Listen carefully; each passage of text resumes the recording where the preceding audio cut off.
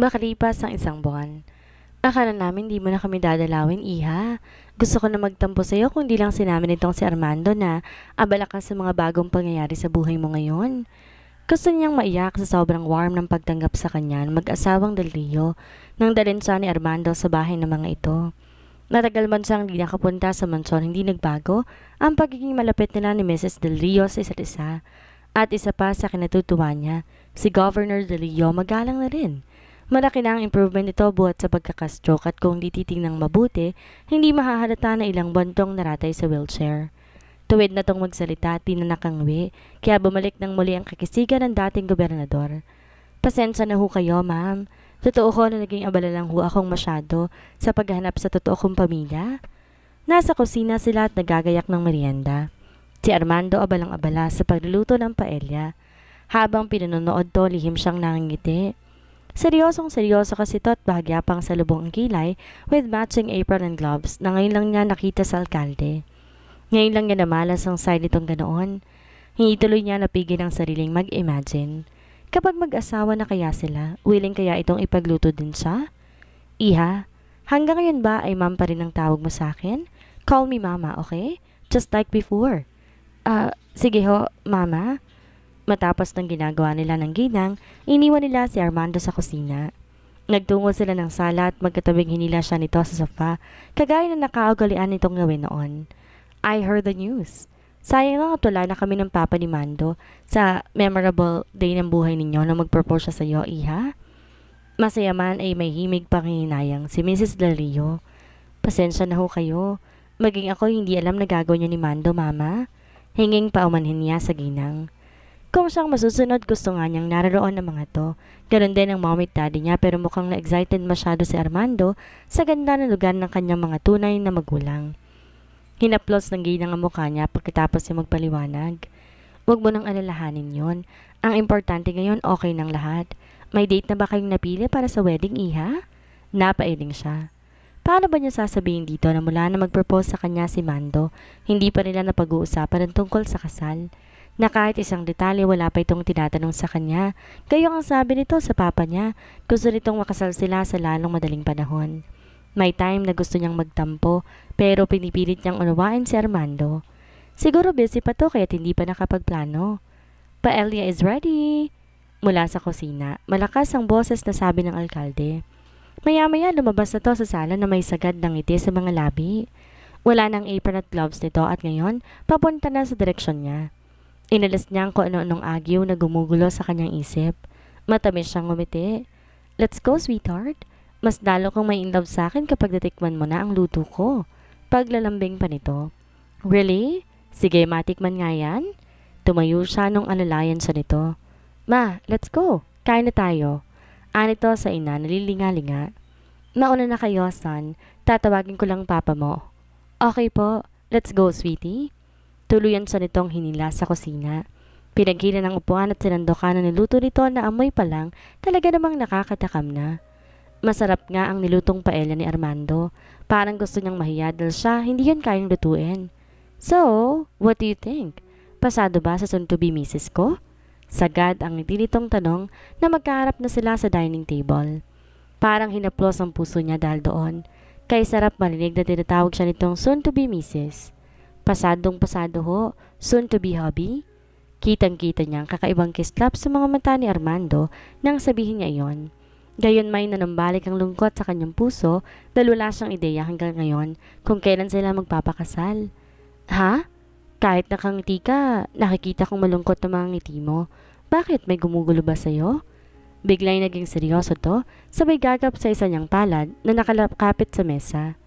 Ito ang isa sa katangiang minsan inaayawan niya sa alkalde. Masyadong malakas ang pakiramdam nito kaya wala siyang maitatago. Gustuhin man niyang maglihim o magkaila minsan, hindi siya magtatagumpay dahil masyadong malakas ang pakiramdam nito. Sumilayoso siyang bigla. Tinitigan niya to sa mga mata dahil gusto niyang maramdaman nito na okay lang siya. Wala akong problema, babe. Naisip ko lang na sobrang dami na nating pinagdaanan, na ang dami-dami na nangyari pero eto pa rin tayo. Magkasama pa rin sa kabila ng lahat. Totoo sa loob niya ang mga bagay na lumalabas sa kanyang bibig. Kapag binabalikan niya sa isip ang mga nangyari sa kanila ni Armando, Minsan namamangha siya kung paano nila yon nalalagpasan, kung paano gumawa ng paraan ng tadhana na magkita sila ulit pagkatapos nilang magkahiwalay. Tumayo si Armando, iniwan ang kinakain. Lumigid to sa may likod niya at yumukod para siya yakapin. Binaon nito sa balikat niya ang babae kaya langhap na langhap niya mabangong amoy ng alkalde. Alam mo kung anong ibig sabihin nun? Tayo talagang para sa isa't isa. Gusto niyang maniga sa pagkakaupo dahil sa kiniting dulot ng pagtama ng mainit na hininga ni Mando sa kanyang leeg. Pero nananaig sa kanyang kilig na dulot ng mga salita nito. Besides, hindi naman ako papayag na hindi kita makita nung nawala ka. Gagawin kong lahat. Wala akong pakialam kahit suyurin ko pang buong Pilipinas para nang makita ka, Meredith. At ganun pa rin ang gagawin ko kahit ilang beses pa. Nang dumating ang mga magulang nito, sabay-sabay silang kumain. Hapon na nang lasanin nila ang manson, pero nagtaka siya nang umiba ng daan si Armando. Saan tayo pupunta? Takang tanong niya. Basta, there's something I want to show you. May bahid ng tipid ng ngiti sa labi ang alkalde. Nag-iisip man tumahimik na lamang siya. Hindi siya sanay na ganito si Armando pero ipokrita siya kung sasabihin niya na hindi niya gusto ang bersyon nito ngayon. Umantong sila sa lugar na sa pagkakaalam niya malapit lang sa munisipyo ng San Miguel. Malapit din sa simbahan at sa university sa lugar. Pero pinigilan niyang mapakunot ang noo dahil bukod sa construction site, hindi niya maituloy na establishmento. Wala pa siyang ibang nakikita roon. Clueless siya kung bakit siya dinala ni Armando doon. Bakit tayo nandito, Mando? Di na nakatiis niyang tanong. Bagaman huminto sila doon, hindi naman siya nito inanyayahan na bumaba dahil tirik pa ang panghapong araw. Simply because this is yours, sweetheart. Walang gatol nitong sabi na hindi agad pumasok sa kanyang isip. What? Para siyang nakarinig ng isang imposibleng bagay. Natawa ng pagkak si Armando sa reaksyon niya. Pinisil nitong isa niyang pisngi na sawari ba, cute na cute sa kanya. Ang sabi ko, this place is yours, sweetheart. Tinuro nito ang construction site na kasalukuyang gumagawa ng maraming trabahador. Unti-unting nagsinkin sa kanyang isip ang mga katagang iyon. Napatitig siya sa mukha ni Armando para tingnan kung seryoso o nagbibiro ito, pero sinseridad at katotohanan na nakita niya roon. Kaagad ay gusto na niyang maiyak. Nakakatawa pero hinihintay niyang bawiin ni Armando ang sinabi dahil baka nagpapatawa lamang ito. Pero hindi yun nangyari. Bagkos muli nitong pinisil ang pisngi niya. Tama ako. Sobrang priceless na magiging reaksyon mo. That's why I captured it. Noon lang niya napansin ang maliit na video cam na nakapatong sa dashboard ng kotse at nakatutok sa may gawi niya. Doon hindi niya na napigilan pa ang damdamin. Sunod-sunod na landas ang kanyang mga luha sa pisngi na kagad naman pinahid ni Armando. But why? Hindi mo naman kailangan gawin to, Mando. I appreciate your efforts pero pwede naman na wala ang mga to. Mamahalin pa rin kita kahit... Shhh! Iniharang nitong isang hintuturo sa labi niya para pigilan siya sa mga iba pang sasabihin. Because I want to. Gusto kitang pasayahin. You know that I'm not into this surprise thing pero nakita ko kasing sobrang worth it mong i-surprise, sweetheart. Buong pagmamahal nitong sabi habang tinutuyo nito ang palad ng kanyang magkabilang pisngi. Noon na tuluyang nagumapaw ang kaligayahan sa kanyang puso. I love you, Mando. Hindi ko alam ang sasabihin ko. Patuloy lang siya sa pag-iyak. Pilitin man niyang pigilin ang bugso ng kanyang damdamin, hindi niya magawa. Animo gripong nabuksan ang kanyang mga mata. Maging si Armando nang tingnan niya, parang gusto na ring maging emosyonal. Hinuli niya ang palad itong nakapatong sa kanyang mukha at dinama iyon. Sapat na ang mga salitang sinabi mo, sweetheart. When you say you love me, sapat na yon. Sobrang enough na, Meredith. Muri pa nitong pinahid ang mga huling buti ng luha na nagdanda sa kanyang mukha at pagkatapos kumuha ito ng tissue sa whole tissue holder sa dashboard ng kotse tsaka tinapat sa ilong niya. Bigla siyang nahiya nang ma-realize kung ano ang gusto nitong gawin niya. Ako na. Pinilit niyang kunin ang tissue sa kamay nito pero madaling naiiwas yon ni Armando. Pinigil ang mga kamay niya pagkatapos ay muling itinapat ang tissue sa kanyang ilong. Dapat ka nang masanay dahil gagawin ko rin naman to palagi kapag mag-asawa na tayo, sweetheart. Kinilig muli ang kanyang puso. Wala siya nagawa kundi sundin ang gusto ni Armando kahit pa maging sa sarili hiyang-hiya siya. Good girl. Anito pagkuwan. Para mabawasan ng pagkapahiya, iniba niya ang usapan. Binili mo tong space na to? 2 beses tong tumango. Yes, binili ko for you. Tinungkod itong isang siko sa gawing ulunan ng driver seat, habang isang kamay malayang sinusuklay ngayon ang kanyang mahabang buhok. Pero bakit, Mando? Di makapaniwala niyang tanong. Dahil gusto ko lang, sweetheart. I know na gusto niyo mag-expand ni Jonah ng cafe, pero pwestong problema ninyo. That's why I bought this. Malapit sa munisipyo kaya pa pwede kitang makita anytime. Baliwalang sagot nito. Naakala mo barya lang ginugol sa pagbili ng lote at pagpapaagawa noon. Pero malaking halagang... Shh! Money is not the issue. Kung katulad naman ng reaksyon mo kanina ang makikita ko. Kinabig siya nito at niyakap. Mahal kita kaya pasasayahin kita palagi. Thank you, Mando.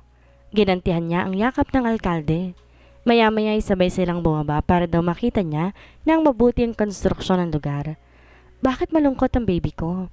Nagulat si Meredith sa paglapit na iyon ni Noah, kasama si Jack.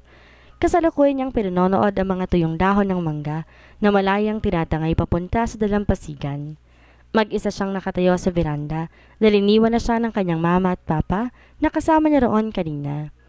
Kagaya ng nakasanayan nila buhat ng makilala ang tunay nilang pamilya, narito sila sa Siargao. Weekend ngayon kaya't sama-sama silang lahat. Wala, Noah? Tugon niya sa kapatid. Kahit ilang taon ang tanda nito sa kanya, hindi siya nasanay na tawagin tong kuya. Hindi kami naniniwala. Come on, bakit nga? Anong iniisip mo? Segunda naman ni Jack sa kanyang tabi. Wala nga. Na-amaze pa rin kasi ako hanggang ngayon dito sa place ng mama at papa. Ang ganda-ganda. Inakbayan siya ni Noah. Halatang di pa rin naniniwala. Meredith, mga kapatid mo kami. Kami ni Jack ang dapat unang-unang poprotekta sa'yo. Pero paano namin yun gagawin kung ayaw mo kaming pagkatiwalaan? May pagdaramdam sa boses ni Noah at agad siyang nakonsensya dahil doon. Nagpa siyang sabihin sa mga itong ilang linggo nang bumabagabag sa kanyang isip. Si Armando kasi, parang batang umpisa niya. Bakit? Anong ginawa ni Armando? Sabi niya gusto niya makasal kami sa lalo madaling panahon. Pero kahit isang detalye para sa kasal namin, wala pa kaming nagagawa. I mean, di ba dapat inaasikaso na namin ang tungkol doon? Sa halip sagutin siya ng dalawang kapatid, tinawanan pa siya ng mga tonong malakas, bagay na kanyang kinainis. Pakiramdam niya kasi sa halip na damayan siya, natutuwa pa mang ito sa kanyang pagsisentimiento. Binaklas niya ang pagkakaakbay sa kanya ni Noah at akong papasok siya sa loob nang pigilan siya ni Jack. Hey, ang pikon mo naman. Nakakainis kasi kayo eh. Worried ako pero kayo naman pinagtatawanan niyo pa ako. Gumaralgal ang kanyang boses at agad na nag-ulap ang kanyang mga mata. Biglang nawala ang ngiti sa labi ng dalawa. Kinabig siya ni Noah at sinandig sa dibdib tsaka hinagod ang kanyang buhok. Pasensya ka na sa amin. Natawa lang kaming masyado kang nag-iisip. Para namang di mo kilala yung fiancé mo eh. Maraming paandar at pasabog. Busy lang siguro siya ngayon. Narinig kong maraming projects ang San Miguel ngayon. Iniisa-isa niya sa isip ang mga sinabi ni Noah. Tama naman to. Sa pagkakaalam niya nakaharap ng maraming proyekto ngayon si Armando. Pero bakit ganun? Hindi man lang to nagbabanggit ng tungkol sa kasal nila. Meredith, intindihin mo muna ngayon ang fiancé mo. I'm sure may plano naman yon. Nakalimutan mo ba na palagi niyang sinasabi na ayaw kanyang mawala? Ani naman ni Jack. Tama si Jack. Takot lang nun hindi matuloy ang kasal ninyo. Kaya kung ako sa iyo, wag mong masyadong iniisip ang bagay na yon. Sa huli, napakalma siya ng mga kapatid.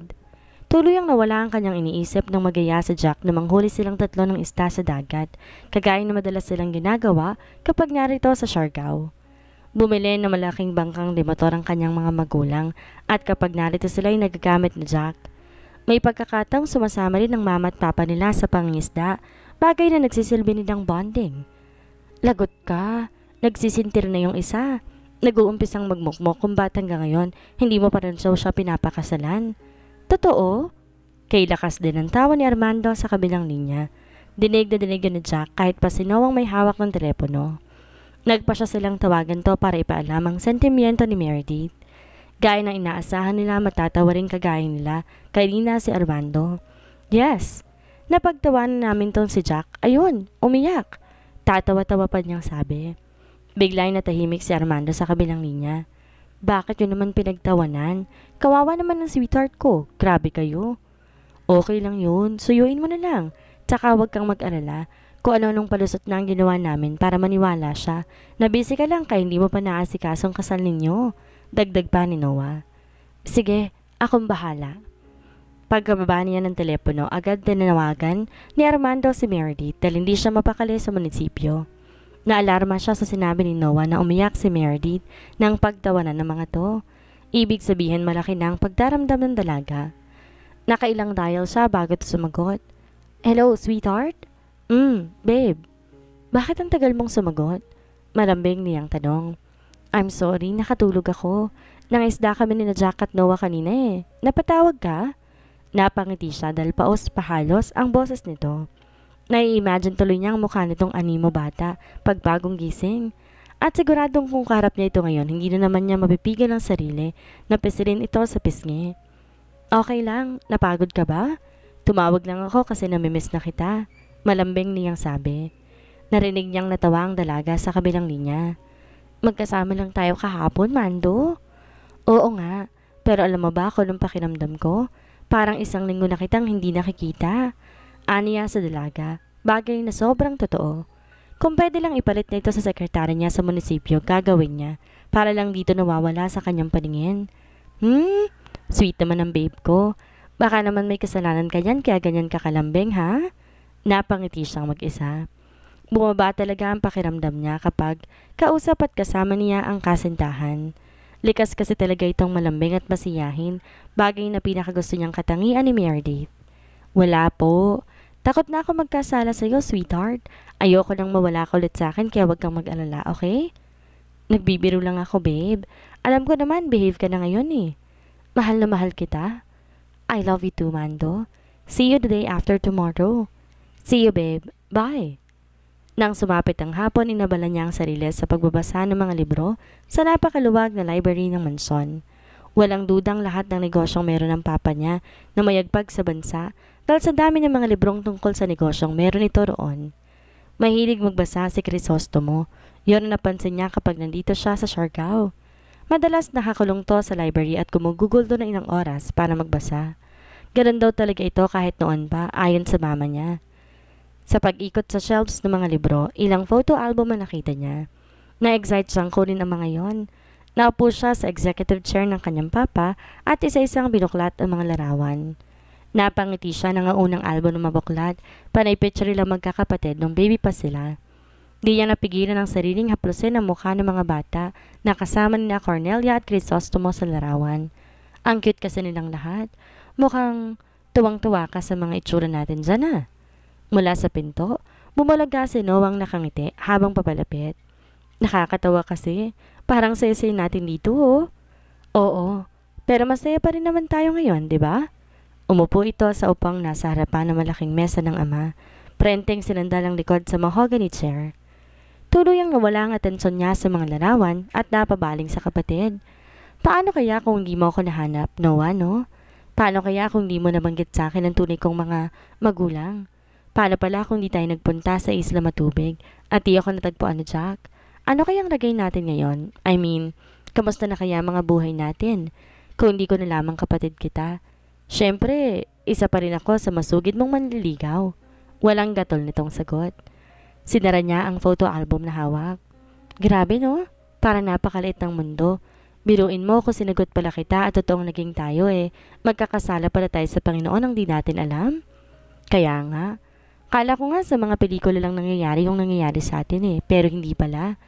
Kaya naman nalaman na kapatid mo ko. Ilang araw pagkatapos ng panuloob noon sa bahay ni Armando, Meredith. Nalaman ko na pero hindi ko naman alam kung paano ko sasabihin sa'yo.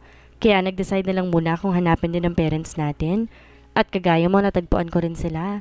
Sa kanila ko nakuha ang ideyang may isang kapatid pa ako na dapat hanapin. I did not stop.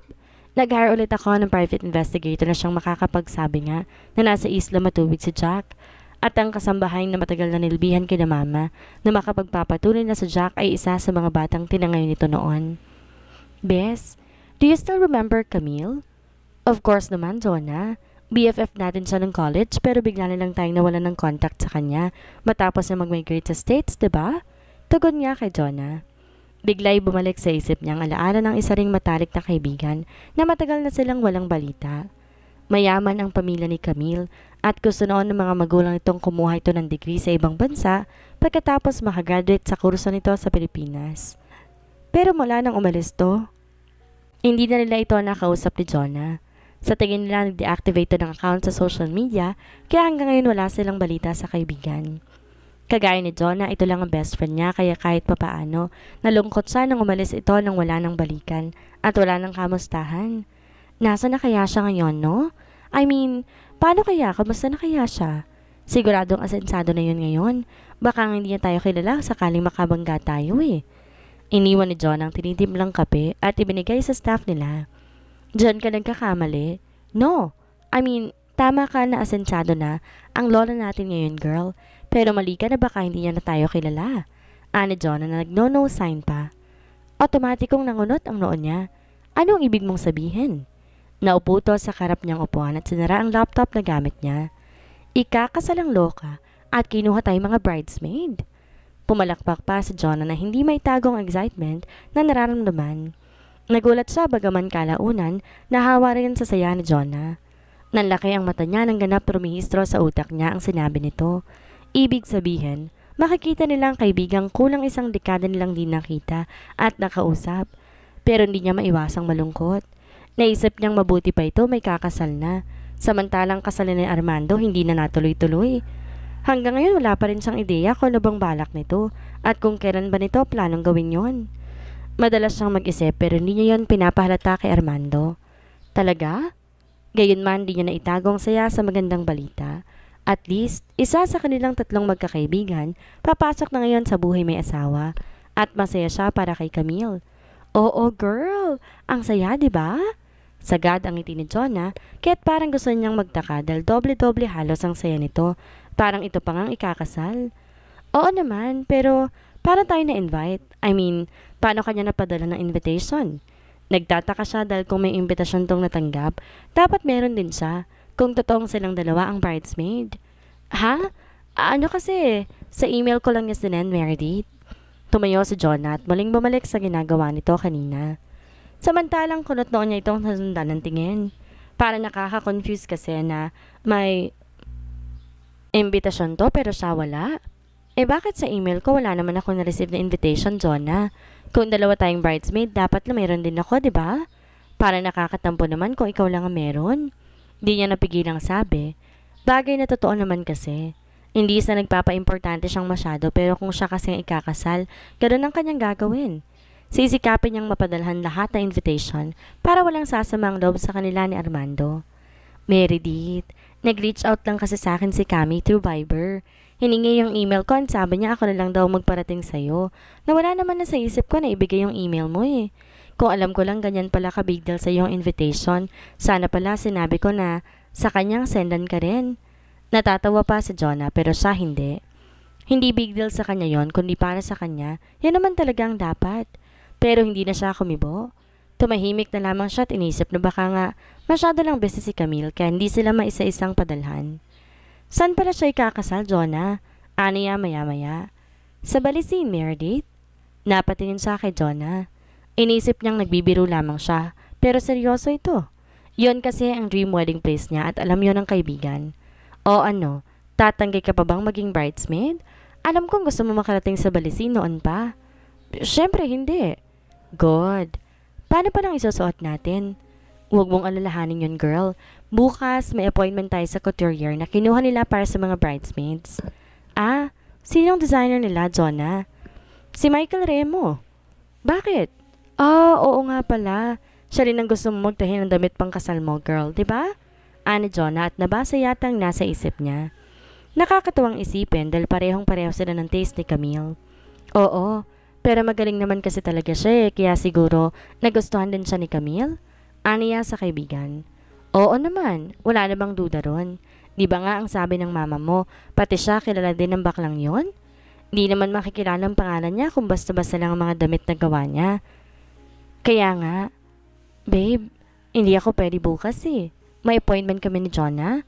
Aniya kay Armando sa kabilang linya. Nangayaan niya itong lumabas sila. Ganun ba? Saan kayo pupunta, sweetheart? Hindi ko pa pala nasasabi sa'yo. May long lost friend kami ikakasal at nag-reach out ulit sa amin ni Jonah, babe. Kinuha kaming bridesmaids at may appointment kami sa couturier bukas para sa mga damit. Aniya sa kasintahan. Kung siyang papipiliin, natural mas gusto niyang kasama si Armando. Nitong nakaraan kasi bihira silang magkita. Masyadong busy to sa munisipyo pagkatapos tinututukan pang konstruksyon ng place niya sa binili nito.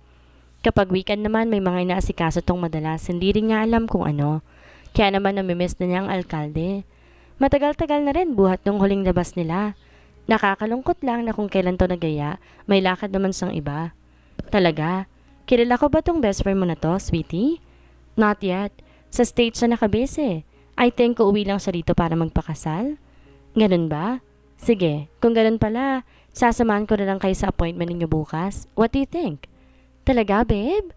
Na-excite siyang bigla sa kaalamang makakapunta na sila ni Jonah sa appointment, makakasama pa niya si Armando. Bigla'y tanggal ang lungkot niya. Pakiramdam niya magiging masigla na ang kanyang buong maghapon. Yes, I'll pick you up tomorrow, sweetie. I love you. Bye. I love you too. Bye, babe. Ang malaking butik ni Michael Remo nasa kabaan ng Alabang. Hindi katakatakang ito rin ang napiling designer ni Camille dahil talaga namang kilala ito sa buong bansa. Maraming celebrities din ang kinasal na ito ang gumawa ng mga damit. Kahit ang mga beauty queen na nagre-represent sa Pilipinas sa ibang bansa, si Michael din ang nagde-design ng mga costume. Pang world class kasi ang design ng baklang designer. Patunay doon ang maraming trophy na nakahilera sa entrada ng butik nito. Mukhang nagwagi na ito sa iba't ibang awards sa larangan ng pagde-design. Ang gaganda naman pala. Anito na makita sila ni Jonah. Di naman masyado, sis. Kwelang ani Jonah na una nakipagbeso kay Michael. Ay, pak! Yan ang gusto ko. O siya, halina kayo na makapili kayo ng design. Maiwan ka muna namin dito, Mayor.